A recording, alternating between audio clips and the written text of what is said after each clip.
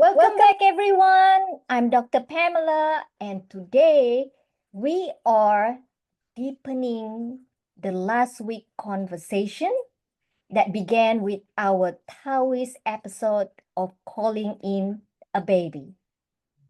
So this time we are stepping into the soulful space of pre-birth intention and the idea that the spirit of the child chooses its parents. And as always, we have Dr. Erin with me today, and we're gonna be having a deeper conversation from last week conversation, calling in the baby. Welcome back, Dr. Erin. Thank you. Always great to be together. I Wow. love this topic. I'm excited about it because I think it's a little bit true for me. I do have personal experience with this, but this topic is about blending what we talked about with ancestry. It's about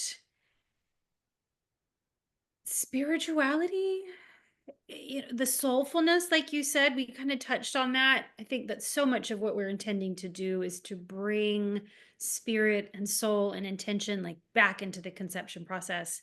But it's also really interesting to take what we are learning with a lot of the scientific stuff that we get these days, and then watching how those things can all align and how science can actually really start to validate what a lot of spiritual traditions have said all along. So people sometimes think this stuff is so woo-woo, but honestly, science is proving that the woo-woo has always been correct. So I think it's really fun to get into these deep conversations and just help people start to ask themselves questions that they're probably not asking any other time. Okay, wonderful. So let's begin with the idea that a soul chooses its parents. So we find, at least this is my finding. Okay, I read many articles, many journals. We find many studies across many traditions. Yeah, from Taoism to Hinduism, Native Americans, any type of tribes across the world, or even a modern metaphysic. So they discuss about this. A soul chooses its parents.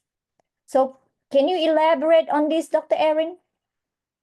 Yeah, and so in the Taoist theory, and I talk about that more because I've had more exposure, directly to that. I actually went and took a Taoist fertility class with a monk who came over from China to talk about sacred traditions that they used in the temple, which was really beautiful.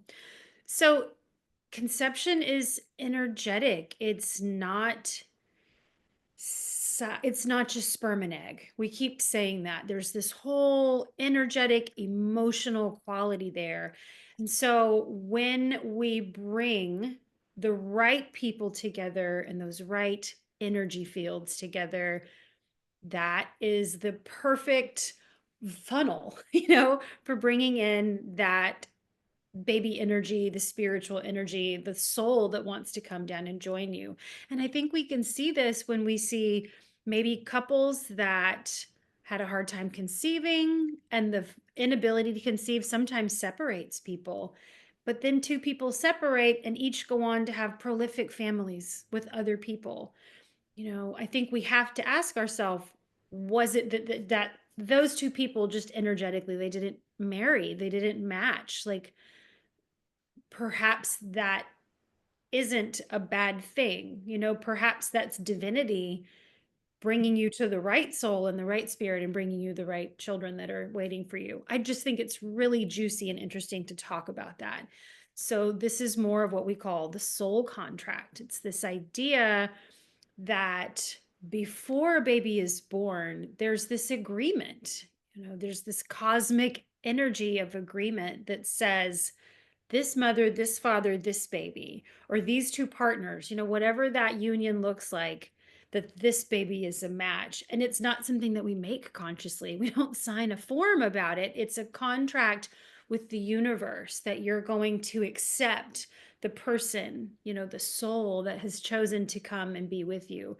And I say that this feels intimate to me because with the twins, when I was pregnant for the first time with the twins, we didn't really like decide to have children. We just said, we know that this is a possibility, and like, it's fine. Anytime that a baby decides to come, it's fine. We're just going to like let it be. So we weren't trying, we weren't not trying. It was just sort of a concept.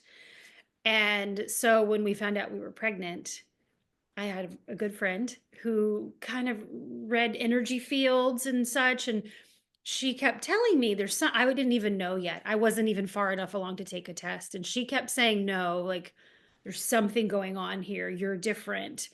And I found out I was pregnant. And I told her, and she said, oh, well, that's what I was reading in your energy field. Like you already had that other, you had that baby's energy in your field. And then the funniest thing was, I told her how far along I was when I found out, and she said, that's not right. And I said, what do you mean that's not right? And she said, no, you're farther along than that. That's incorrect. And I was like, no, I mean, we did the dates, and then I found out I was pregnant with twins. And she said, oh, that's it. Like you had so much baby energy that it was enough for two. So, well before there was anything visible, well before it was testable, this person knew that I had already made a sacred contract. I had already, these two souls were already in me, and they were big enough to be observed.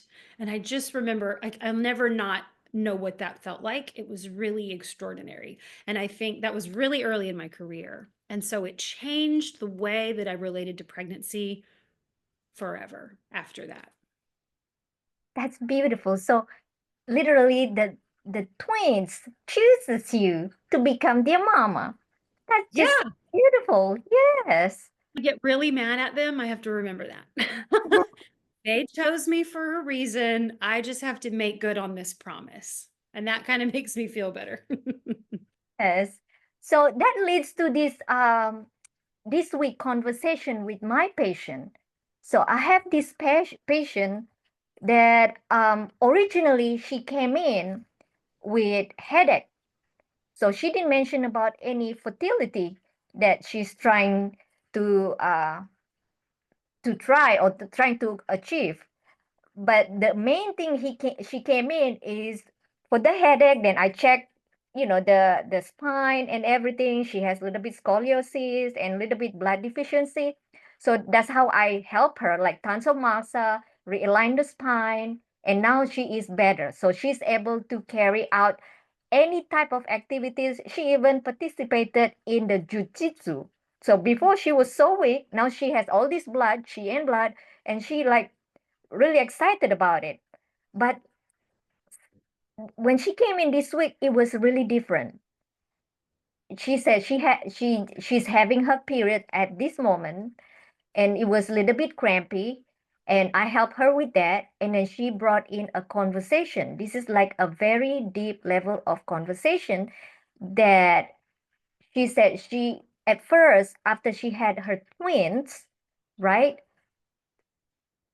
It was a traumatic process. When she had the twins, she had the C-section, and she had to stay in the hospital for at least a month because of the infection, because of she lost too much blood.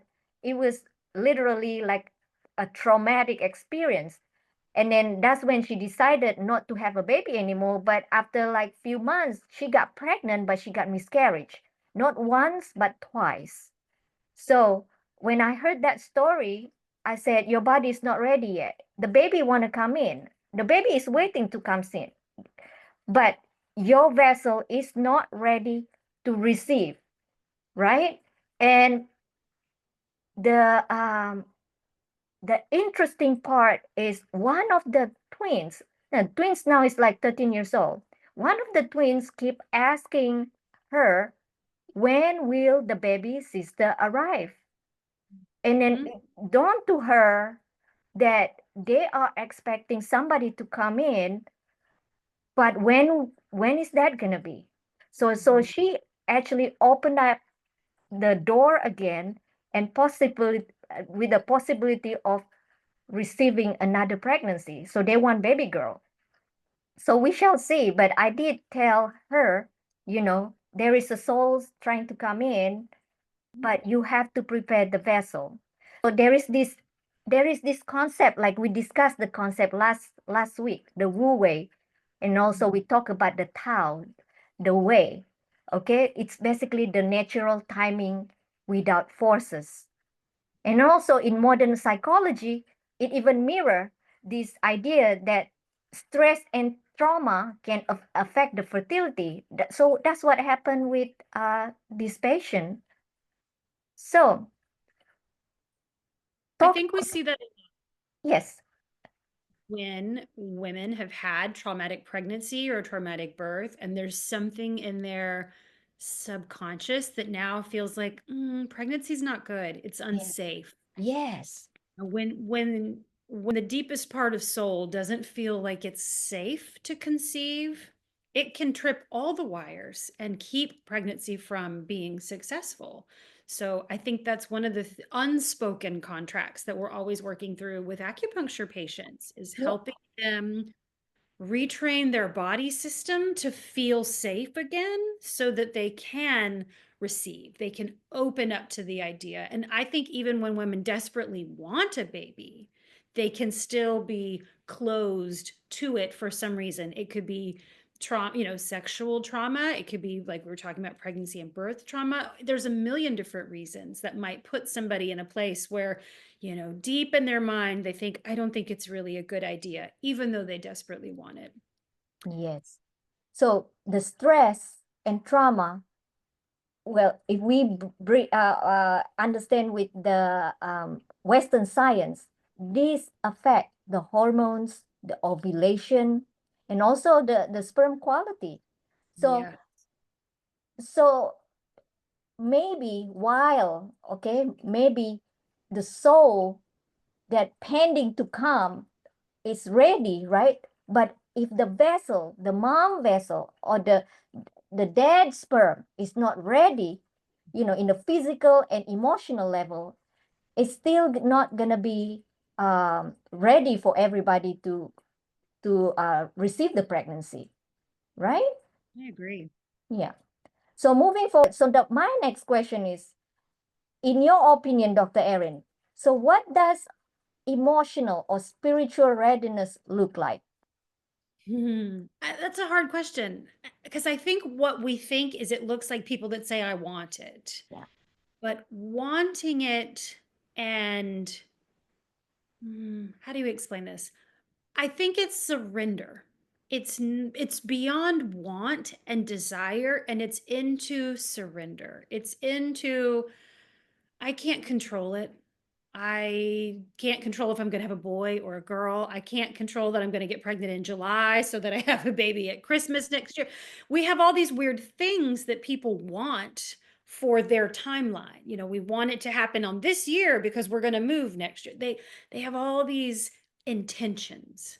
And Mhm. I think even though they want the family and the baby, they have to get past that into, I welcome a family to come and be with us and to create that in whatever way that happens.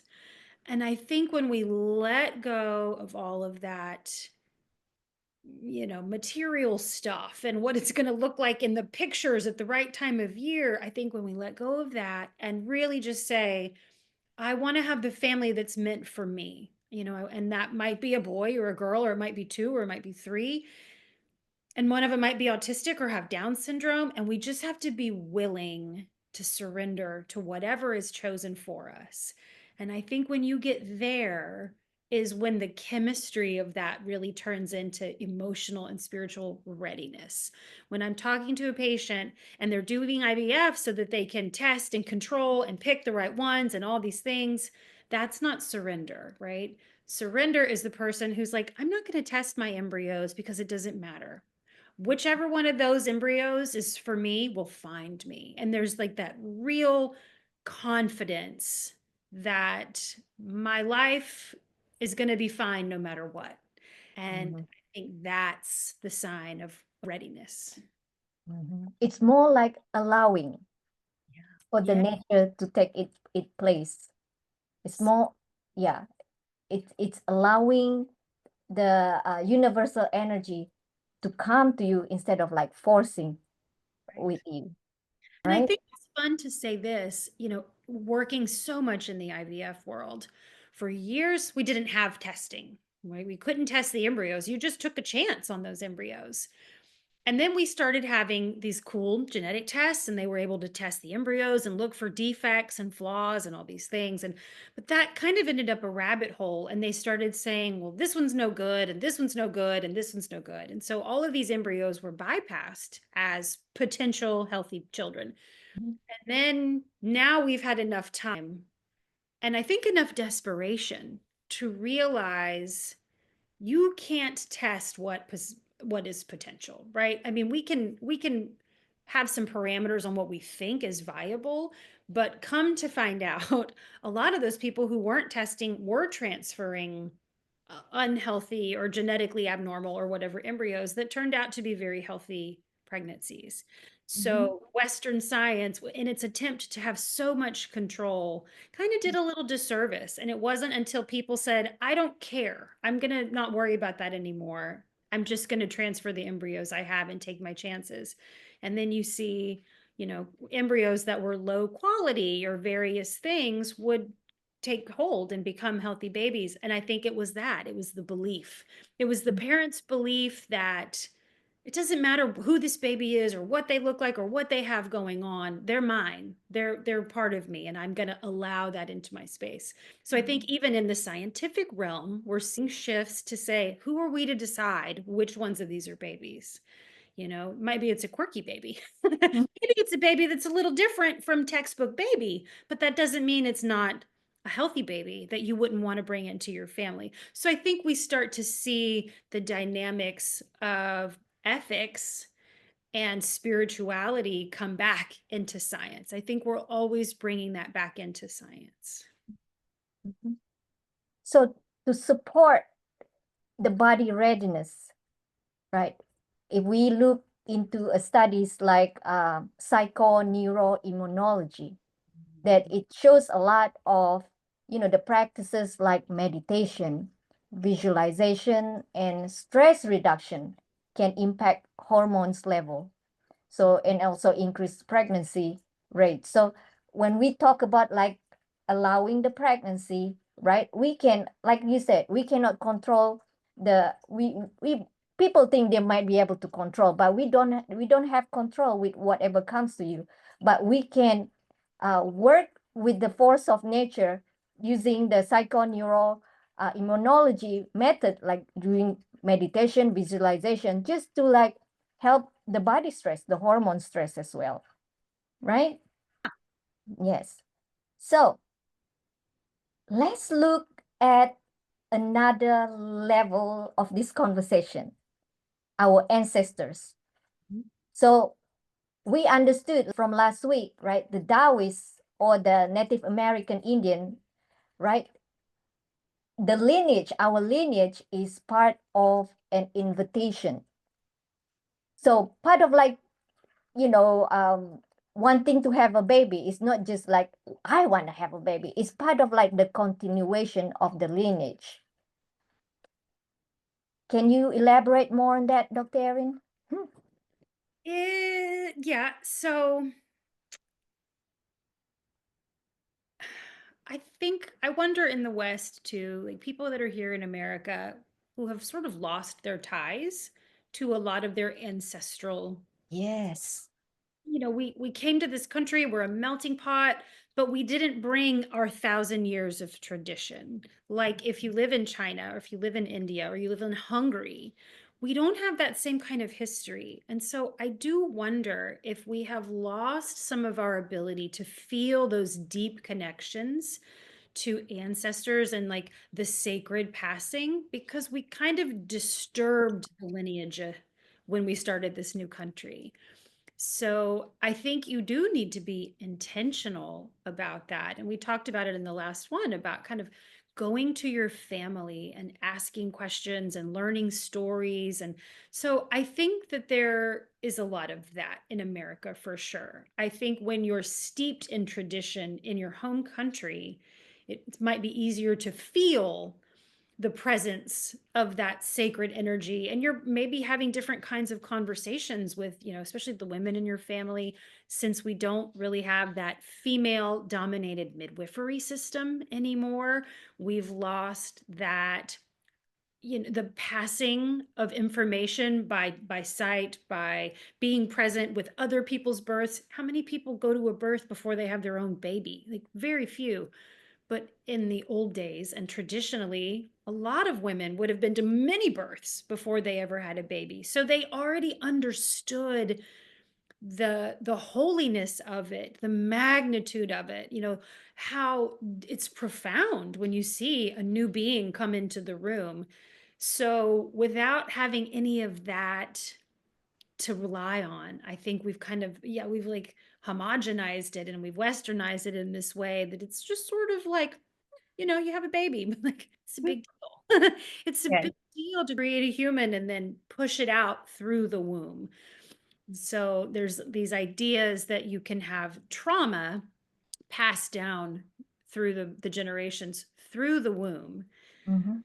And I mean, I can't explain that necessarily, but in the way that I see it, the womb, because the womb is not one of our vital organs of life, right? You don't rely on it to breathe or to digest your food.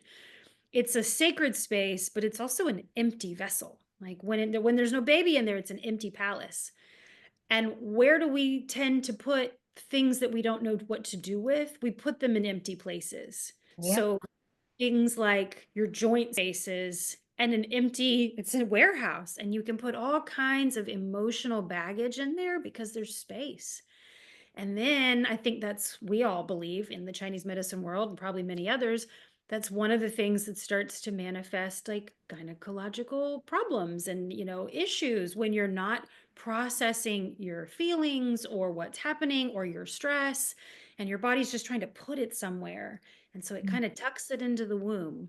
And I know Mhm. that's something that we providers are always really working on with our patients, is healing that space physically, but Mhm. also emotionally, like Mhm. helping them process the things that they had not in a safe way. And that's again how you like reintegrate you and your womb into that one place, because energetically you can almost separate and be like, well, nobody goes in there. That's where we put the weird stuff and we don't like to deal with it, so I'm going to close that over there. So it's a very different mental construct. Yeah. So I want to piggyback on that ideas. So yes, people talk about the ancestral energy. So at least this is in my observation in clinical setting. They will tell me how did they get over to what they have right now. Like they said, oh, I carry all these sickness, illnesses, blah, blah, blah. I don't know how it happened. It just, I was born with it. They will keep telling you it was my mom has this one, my grandma has this one. It, and it makes sense, you know, in probably when during the grandmother or great grandma time, right? They do not have this idea on passing through anything, not just the genetic. Nowadays they call it epigenetic. So you pass trauma through generation. So like for example, three generation A, B, and C. So the C come and see me, and she will tell me everything about the B, the mom, right? But the actual problem is happening at the A. Mhm. So in terms of trying to connect this one with receiving pregnancy or holding the soul contract, right?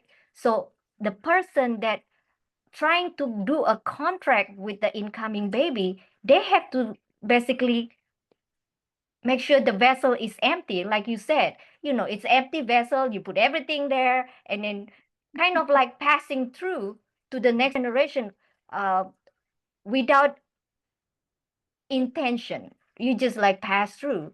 So kind of like be mindful, before you even considering of receiving pregnancy. Make sure you address all these uh critical things in your life, any trauma, any grief, any resentment, so you don't pass to the baby, because this baby gonna be the future generation, and they're gonna be ended up at the mental or psychology office, social service office, or psychologist office, and they do not know, how did they ended up like this.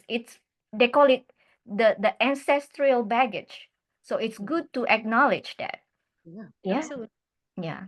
And we know when there's problems Yeah. in our relationships, problems with our mothers, our sisters, our grandmothers, especially those female links, as women. But also in the male, it goes both ways. But when you have problems in relationship, there's some work to be done there. And it may not be healing the relationship, right? We can't say that. We can't say the only way for you to have a baby is to heal your relationship to your mother. But maybe what you have to do is to acknowledge it, to forgive it. People are people. You can't change them, but you can accept the circumstances. You can forgive the circumstances, and you can do your own work in restoring a new kind of connection to the soul contract that you're bringing in. And just coming at it from a new mindset is probably enough to shift that emotional chemical energy and open up all the lines of communication. Yes. All right. Time flies. So we are well, before we close this conversation this week.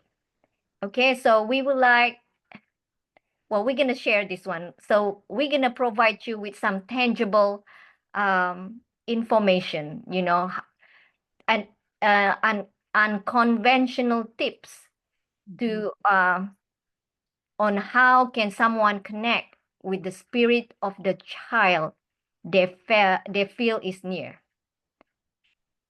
All right, so here's a nice little exercise. Find your good comfy seat. I'm sitting in a comfy chair. That's perfect. You don't have to be anywhere fancy. Just sit and close your eyes and take a breath or two. Relax your shoulders. And then take one hand to the heart center and take a breath.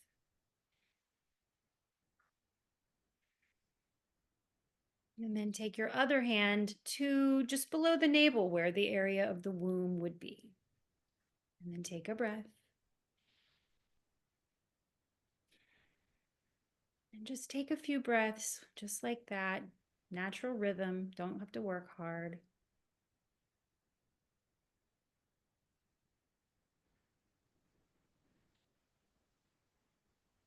But as you breathe, move away from the location of your hands and move into the space between them. Think about the connection between the heart and the womb.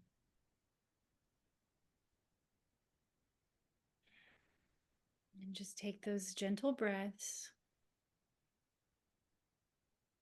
and just sit with that for a few seconds.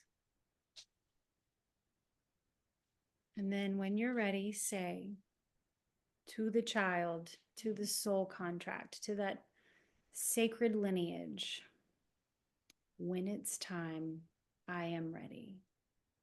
When you're ready, you're welcome here. And you just confirm to God, Spirit, Divinity, the universe, I, the vessel, am in preparation mode and I welcome you. And when you're ready, come and be with us. And you open everything up to receive. Yes, that's beautiful. And don't forget to be in the southwest area in your home. That's the maternal area. And So if you had your little baby altar, you can go. yeah, yeah, when you make that, yeah, that's right. All right, this is an excellent conversation today, Erin. It's very soulful. I think, we give some unconventional ideas beside the generic one. Yeah? Well, yeah, that's one reason why couples get so worn out because Yes. They get so physically exhausted, all the doing. And so Mhm. want to embrace what else is there? What's beyond that? And sometimes it's that spirit nurturing that really allows couples to rejuvenate themselves and come together for a baby who's ready and waiting. All right. So, if our podcast today resonate with you, please like or share, and we shall see you next week with the new topics. And take care for now. Thank you, Dr. Erin. And we shall see you guys next week. Take care for now. Thank